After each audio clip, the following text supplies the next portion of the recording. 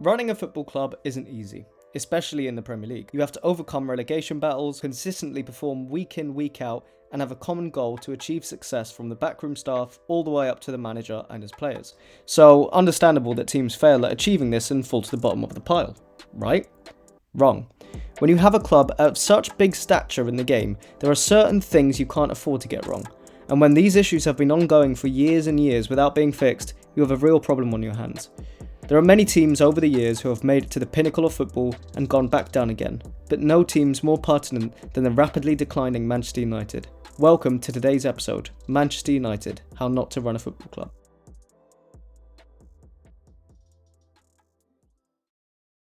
Between the period of 1986 to 2013, Manchester United had its rails handed over to Sir Alex Ferguson, a move that would change the course of English football forever. Alex Ferguson was no regular manager. He brought in a set of values and ideals that would shape the fabric of the club to make them the team that they became. But it wasn't just his tactical play, it was his man-to-man management that had Alex Ferguson held so highly in the footballing world.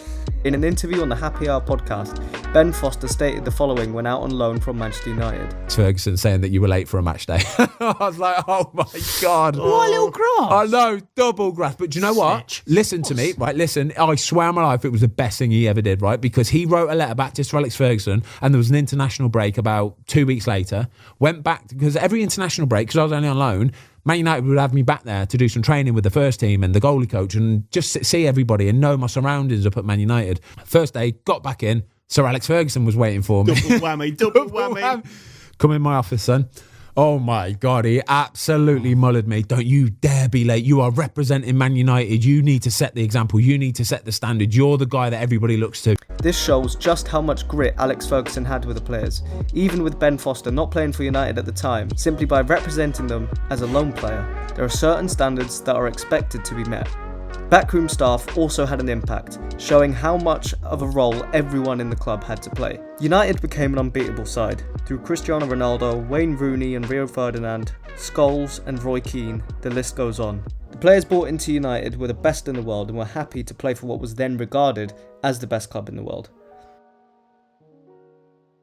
Tapestry of the history of this club has won 5 FA Cups, 4 League Cups, 10 Charity Community Shields, 1 European Cup Winners' Cup.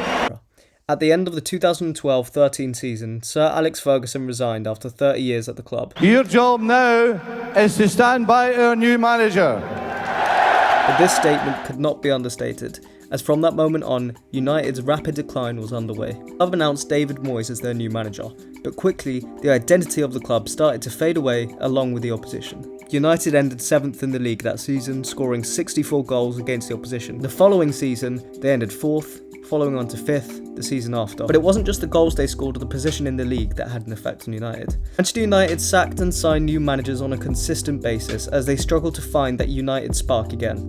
Over the years, signing former player Ryan Giggs, Louis van Gaal, Jose Mourinho, Ole Gunnar Solskjaer, Ralf Rangnick, and finally, Erik ten Hag. Out of the 7 managers that have come and gone since Alex Ferguson's departure, you have to ask yourself, what is their reasoning behind signing Giggs and Solskjaer, 2 former players?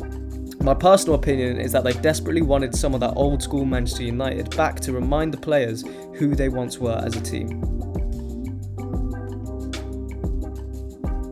The impact an owner has on a football club is sometimes understated. They are the reason the club is able to run.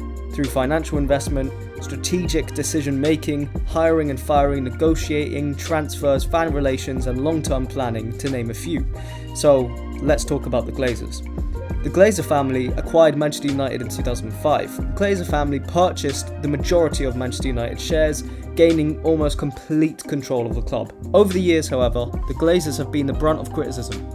Fans want them out and strongly believe that their overseeing of the club is non-existent. Fans have been pushing them out of the club for a long time, and you can see why.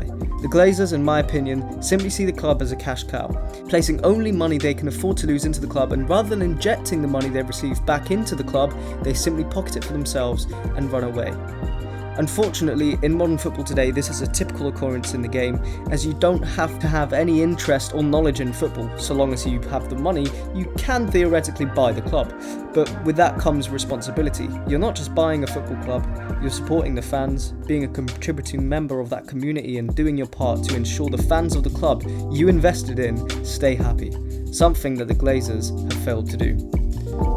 Over the years, Manchester United have brought in players who I'm sure many of you would agree are not exactly A-star standard.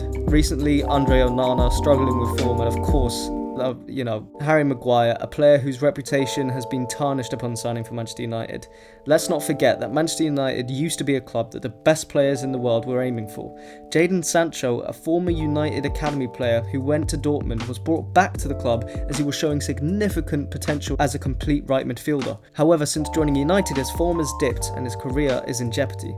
Players are now going to Manchester United, essentially ending their career, which is very sad to think, but if you look at the stats, it is the truth. There seems to be an energy at the club that makes players underperform and be inconsistent when playing. The togetherness at the club, it's not even there. Manchester United's downfall is a byproduct of poor recruitment, an uninterested owner, and players who have by no fault of their own forgotten what it means to play for the club. Ultimately, United's success depends upon the players' performance when the whistle blows for kickoff. However, we can't understate the impact of those running the club from the top to give the players the spark they need to pick up on form. So will United ever get back to the level they once were at? Or is their time in the limelight come and gone? Only time will tell.